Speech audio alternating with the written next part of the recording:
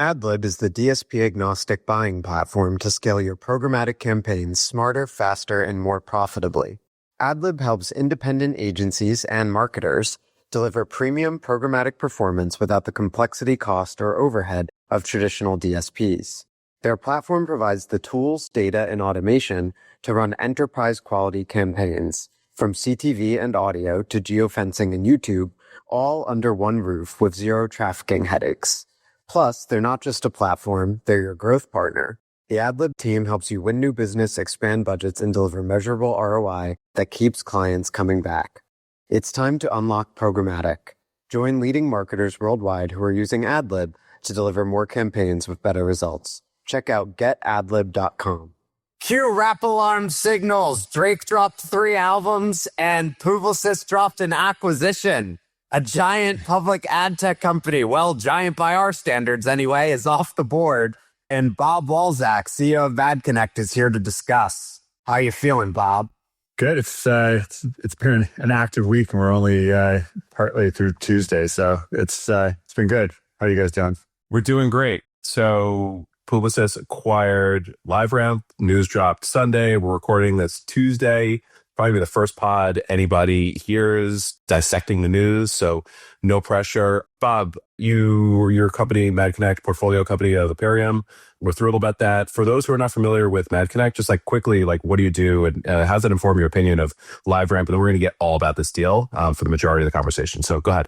Thanks. MadConnect is an intelligent connectivity layer, essentially a neutral provider of connectivity between all the MarTech and Adtech platforms within an ecosystem, and agencies as well. So for planning, buying, activation, measurement, reporting, all those types of use cases, we had pre-built connectors as a platform, and it's fully deployed into the client's environment so that it's secure and governed as a capability for our customers. Cool. So you're intimately familiar with this space, Bob, as anyone who knows the industry a little bit will understand from That's that why answer.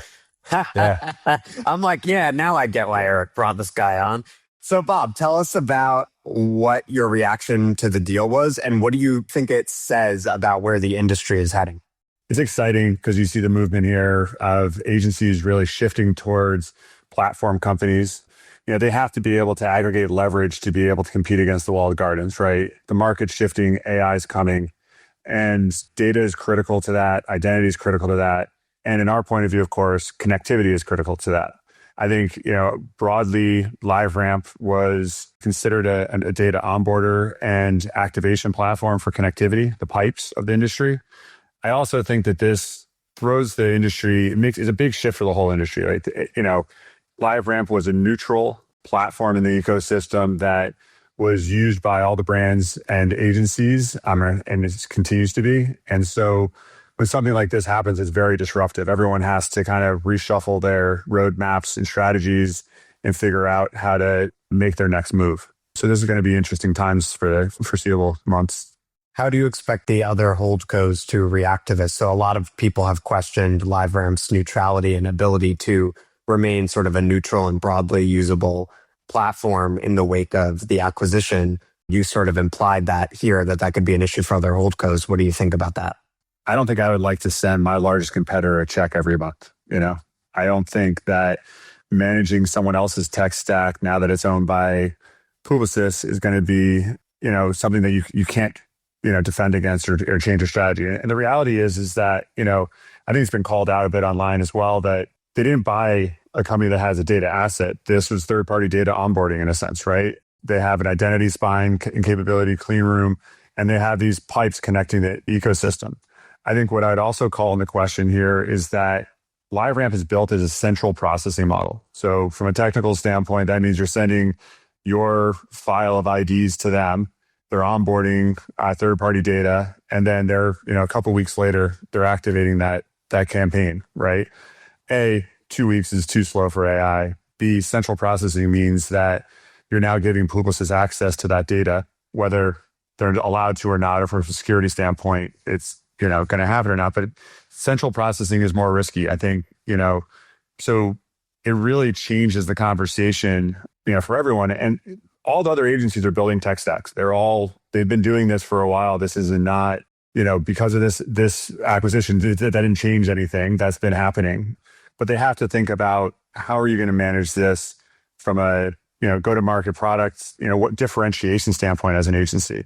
How are you going to set yourself apart if part of your tech solution is using LiveRamp's pipes or onboarding capability? That's hard to defend against. Yeah, there's like so many questions that come that cascade out of what you just said.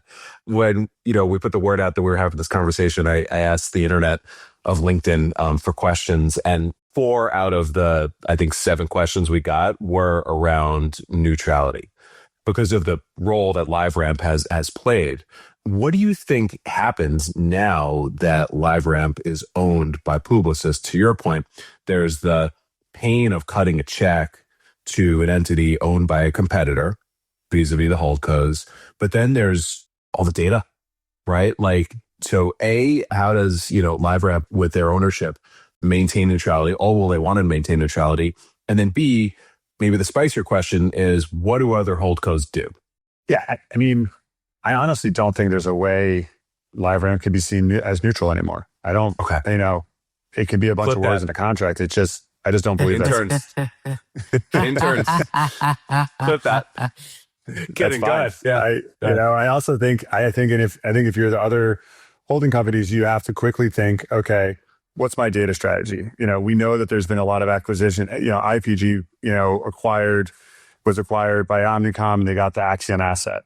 I think that's actually an interesting story here from a subtext standpoint, right? Like Axiom, was sold to IPG for $2.3 billion for their data asset, and their pipes and connectivity or like onboarding functionality was rebranded as LiveRamp. And then that gets acquired for $2.2 billion by Publicis, right? But the reality is they need to go together, right? And I think that those, we obviously believe heavily that the connectivity issue is going to be a critical challenge here. Building these APIs and managing them are difficult. The need for connectivity is even stronger when every pitch the agency is getting right now is about agentic. Agents can't act unless they're connected to the platforms that run our ecosystem. And I think that our analysis here is that the average enterprise licenses somewhere between 80 to 120 different platforms to build out their MarTech or Adtech stack. And those systems have to be connected to communicate. Those systems are now getting pushed to the infrastructure layer. New UI is AI, right? So you have to connect them all to make this data flow and be interoperable, to speak to them bidirectionally, to traffic a campaign, to optimize it, to plan, to report. All that functionality, if it's done with AI, can't just be done magically, or they're not going to log in through the interface. They're going to go through APIs and pipes and MCP servers, right? And so, this shifts the entire conversation. And we personally know how hard it is to build these connectors. I mean, I'm not saying they're impossible. They're kind of commodity in a sense that everyone can build them, but it takes time, labor, material, engineering resource. It's a lot of deal making too, right, Bob? Right. Isn't a huge part of the moat that LiveRamp has. Just they already have these integrations and relationships with so many Fortune 100 companies. And those companies do not, LiveRamp has often been criticized for not moving fast. Yeah, but those companies don't move fast either. Yeah, they move just at the same speed. I agree. That is very challenging from a scalability standpoint. It's not just building, it's actually getting the deal done too. Bob, I just want to jump in and kind of steel man the other side. So it's if you're a LiveRamp, right, or you're now Publicis, probably your argument is yes, we understand if you're another holdco, obviously they're not going to want to cut us a check for LiveRamp forever. But to the point that Bob just made, LiveRamp has extremely valuable connections, right? That it's very hard to replace that. So it's not going to happen overnight. And also, I'm sure the LiveRamp folks would say, and so we should acknowledge it, that, it's not like Publicis can just open up the hood and see everyone's data and whatever, right? I'm sure it's all, Absolutely. Secure, yada, yada, yada, caveat. And so given that, Bob, your WPP or whatever, I mean, they have InfoSum and whatnot, but you're these other holdcos. You're I don't want to cut Publicis a check forever, but this is going to be tough. So now, as Eric said, what do you actually do? Everyone has to gain their leverage and differentiation in the marketplace. They're going to have to look at what separates them as a business and a value proposition and why a brand would want to be with them over Publicis and LiveRamp, right? I think that argument has been day one. It's going to continue as we go forward. That's always the question, right? And so these tech stacks these companies are investing in right now are critical infrastructure. And the components of them that are critical infrastructure is their identity spine and identity layer, their data layer, and their connectivity today. Now, what you do with that to differentiate, like clearly, Publicis has gone for the scale play. They have Epsilon, they've got LiveRamp now, and they've got the pipes from that perspective. They've, and they have an identity capability as well. Axiom and Omnicom, is pretty well positioned here, but they have a lot of, integration work to do, and they've got to pull these pieces together. And I think the biggest thing that's going to allow an agency to win right now is speed. Cutting through the BS and being able to have a platform that moves at the speed of the industry right now, which is going crazy fast because of AI, right? And there's a lot of marketing speak about what they're doing with AI and what's going to bring and the value propositions. But I don't see a lot of proof cases of where it's actually being delivered yet at scale, let's call it. So I think there's a moment here where the other agencies and other holdcos can move more quickly. They can cut through and say, okay, we have to be more agile. We have to move more quickly. We have to solve this problem, and speed will count. And I think, what happens when you get acquired? It distracts the whole organization. Balls get dropped. Acquisitions are challenging. Integrating two businesses is challenging. So I think that there's that aspect of it. B, like I said, I think there's an opportunity because of, we all say LiveRamp slow, right? Well, there's an opportunity for these other companies to move fast.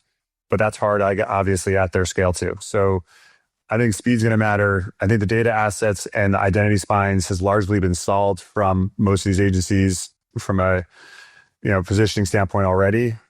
One of the things I've had conversations about recently is also the intelligence supply layer, right? Like, how does supply become more of a strategic moat, get closer to the supply? You've seen a lot of companies get challenged in this, more recently, Trade Desk gets put up for audit by Omnicom and Publicis. There's a move for the agency to get closer to media and look for that as a strategic advantage. When I was at PubMatic, it was always your direct relationships or exclusive relationships that got you more demand. How do you separate yourself? So I think there's an opportunity here right now to cut more strategic deals and bring more value to the media side of the world too. Do you think this, sorry, a bit of a tangent, but you just mentioned it. How does this affect TTD's position? Because obviously they've been struggling in the public markets. My understanding is they were heavily reliant on Ramp ID. So now you have Publicis was already challenging TTD's role in the ecosystem. Now they have Ramp ID directly. Where does that leave the Trade Desk?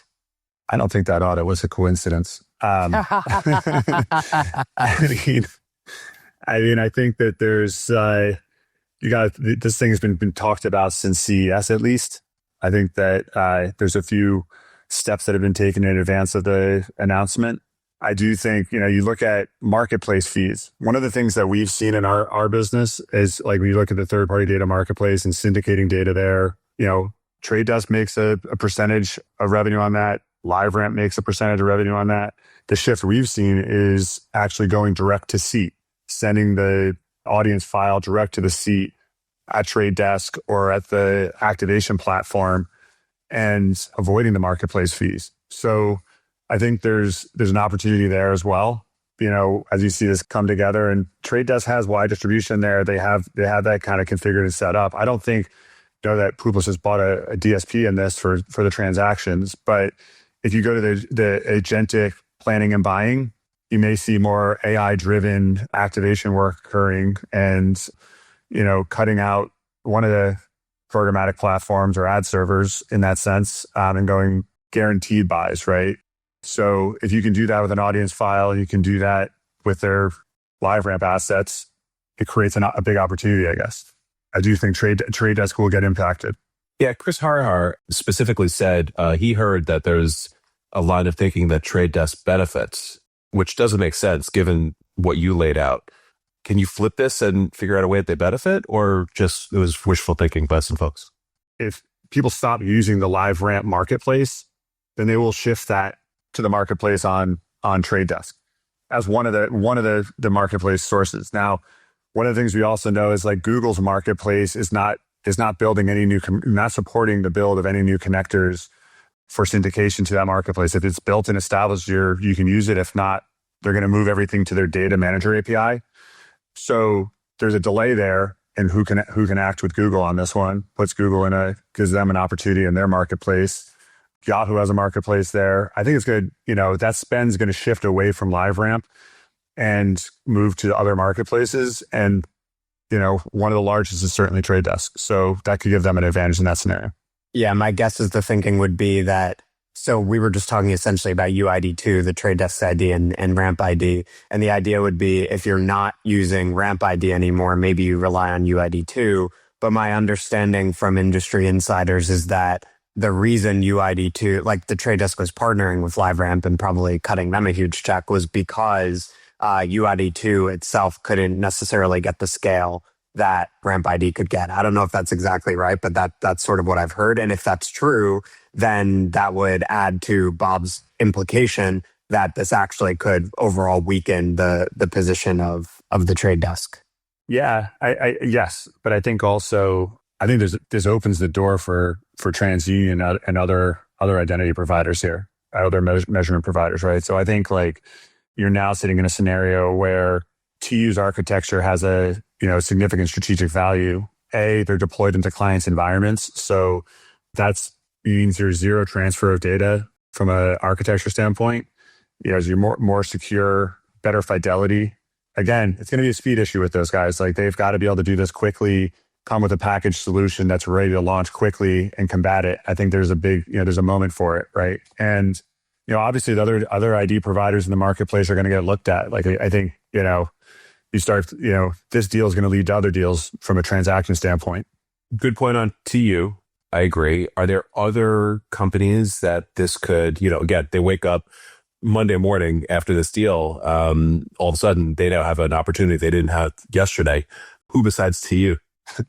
I think the funny part about all the reactions on LinkedIn the last 48 hours has been, everybody. If I'm an ID provider, this is all about IDs. And if you're a connectivity provider like us, it's been all about connectivity. And if you're a data provider, it is all about data. There's no question that's the conversation in the market. I mean, Experian's got a huge third-party data exchange and market, right? So there's an opportunity there, of course, for them as an alternative. So ID5, you name it, there's an ID player out there. They're gonna have a conversation right now. I think, same across all those three value props. So we were talking about Publicis being able to maybe cut out an expensive intermediary like a major DSP.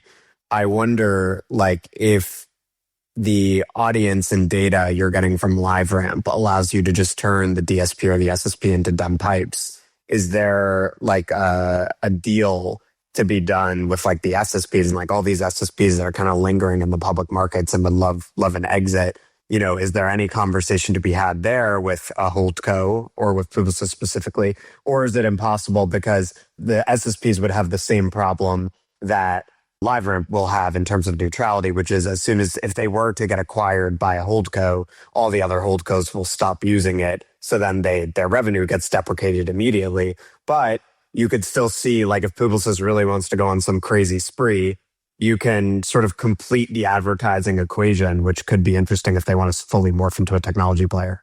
Yeah, I mean, I think on the SSP side of the market, if you're looking about where the puck's going, PubMatic has made a lot of AI moves there. That's interesting. I think, for the price, if you look at their market caps, there's plenty of SSPs out there for purchase at a reasonable price. I think if you take, acquisition off the table and you just say, look at this from getting closer to the supply and media, not necessarily sure an acquisition is necessary. Those are complex businesses to run and maintain. Why not just create, strategic deals with them and go direct? I think these agencies are pretty good at trading deals, right? So, what has been a barrier to some of the trading deals that you have, which are spend commits and those types of things, has been that agencies have been structured where they're holding companies and their agencies are designed to compete against each other rather than aggregate spend and leverage that to drive a better deal, right? I think we're now getting into a place where, specifically with AI, I remember when I was at WPP, the investment teams could only do 50, 100 big deals there because they didn't have the bandwidth to do enough of them. When you look at this with AI, you can start doing transactions and find pockets of inventory that are unique, do direct buy deals, and be able to leverage your spend at a different level and across more media, and in a more diversified way. And that wouldn't just take the pipes of an SSP, but the ad server as well. So there's several different strategies that I think that could be deployed to cut out one of the pieces of infrastructure and go direct to the media. So it's funny you mentioned, Bob, that in the wake of this, everyone's raising their hand and they're like, I too could be acquired for an attractive sum. And I was talking with the Van Herzewein about this, and of course they're informing a lot of my questions. And they were basically just saying like a lot of people are eager to get out, right? There are a lot of public ad tech companies that have like been lingering for a while when like AI is increasing appetite for consolidation because people they're seeing the future, right? And they're eager to position themselves to win this new era. Where do you see, as everyone's raising their hand, the actual next likely significant acquisitions potentially happening? Connectivity, of course. Bob, we're not selling. Well, you heard it here first. So I'm kidding. No, look, I think that these guys, everyone's got to look at where the strategic value is going to be, where are the gaps in their platforms or their businesses, and how are they going to be able to move more quickly to outpace the competitor and build a stack that differentiates. It is so hard in this market right now. Software development has been commoditized with AI, how fast you can build, right? And like, you think of the components of the stack right now, like how are you managing that?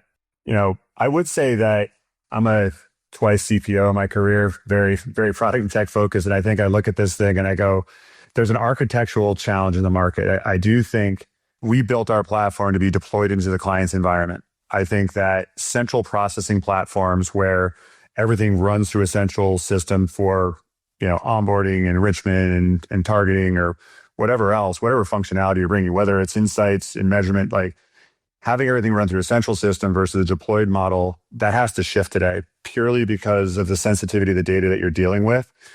The agencies have to think about that aspect, right? They have to think about like they're building these platforms, but from an architecture standpoint, are they going to still require all their brands to go through them?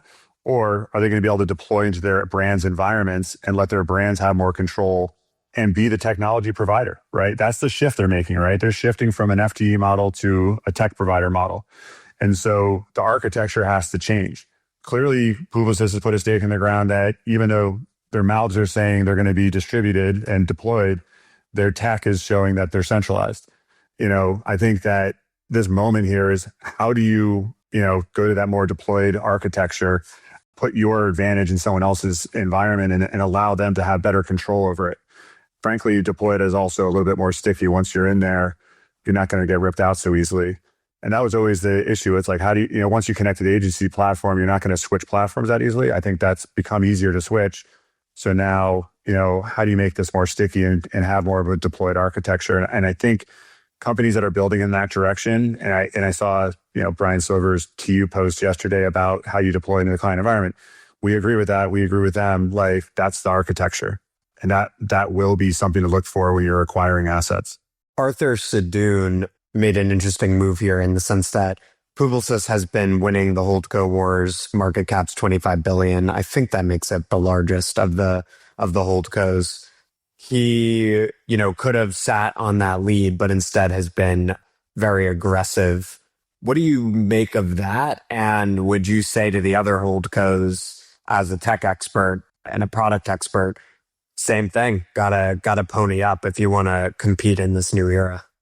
I don't think you can take your foot off the pedal at all. I think, the way we look at the market right now is, apparently no one's going to have a job in the next 3 years because of AI. Like that means you got to move quickly here. It's not stopping, it's getting faster. Right. And I think, they've been buying, the data stack, the identity stack and the connectivity stack, right. And putting those pieces together, and they're shifting their model to a platform licensing model in a sense versus an FTE model. That's we've heard lip service from every holdco and every agency in the ecosystem about that. And they have to do that, right? So he is making that bet heavy and going after it. I think that's the right thing, but now you've actually got to deliver on what those pieces you've acquired can bring to value in the market, right? And I think that's going to take a lot of refactoring of what you've acquired and unification of that to deliver those solutions to market. They may not have to have one stack, but you got to think about your go-to-market effort there and how you're bringing that to the brands that you already have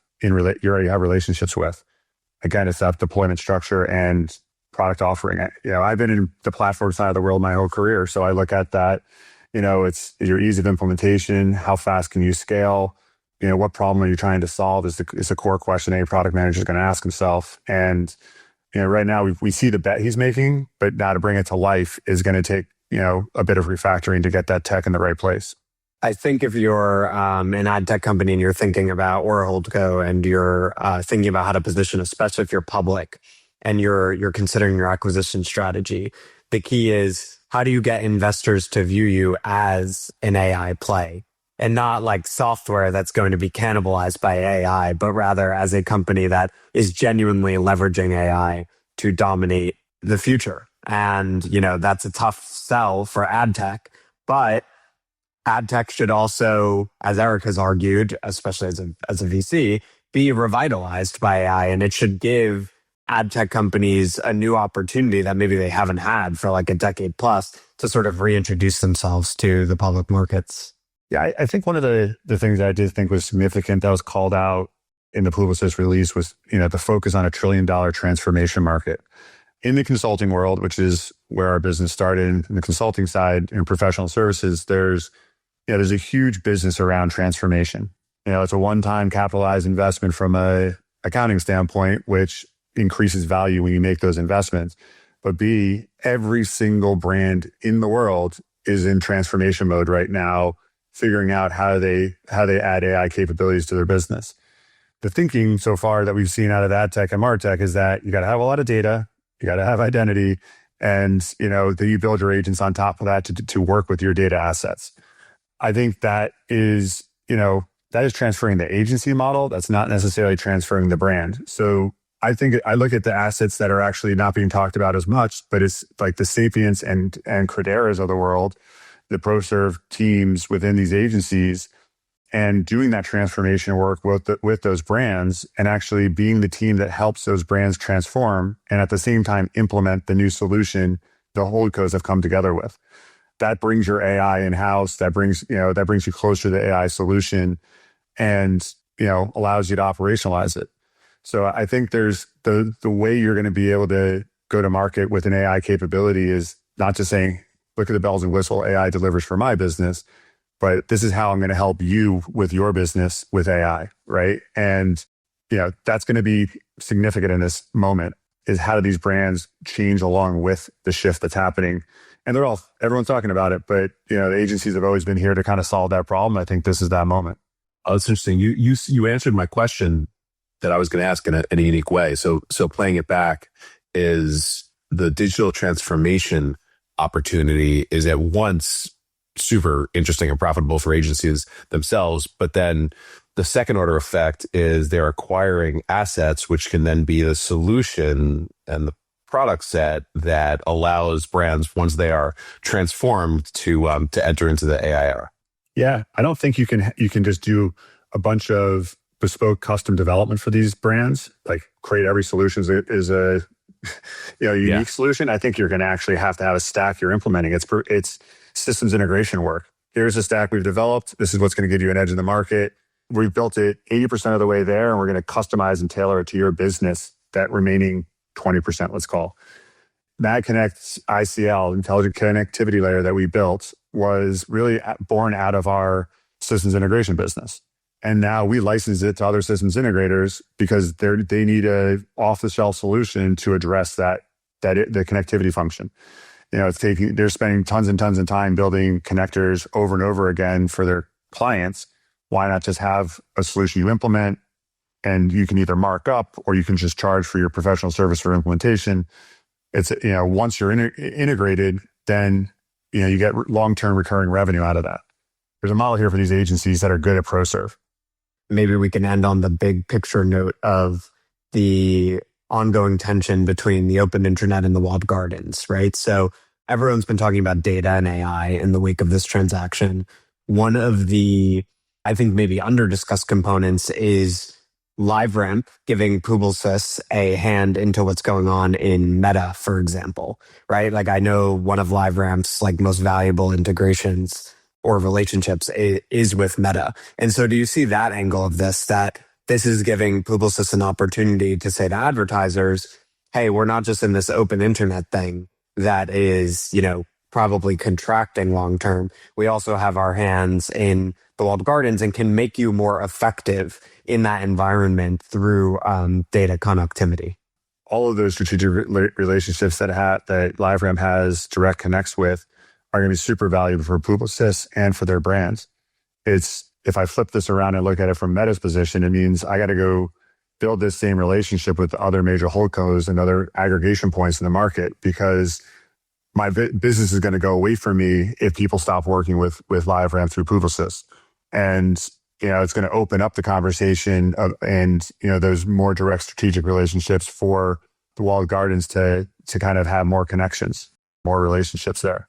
I think there's nothing but upside for the walled gardens in this scenario, to be honest with you. I actually think like their business model was just validated. They're a tech solution. They're an aggregation point. They make it easy to buy.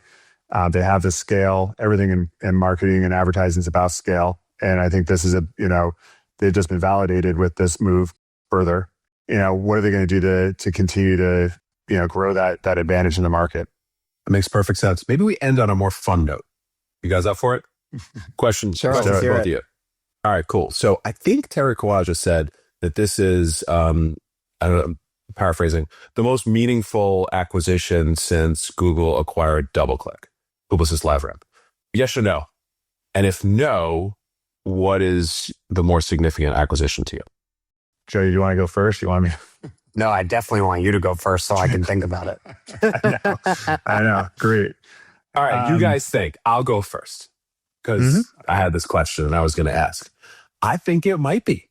I've been sitting here trying to come up with another deal that could potentially be as like chessboard changing, and I couldn't come up with one. I mean, like AT&T App Nexus, promise unfulfilled.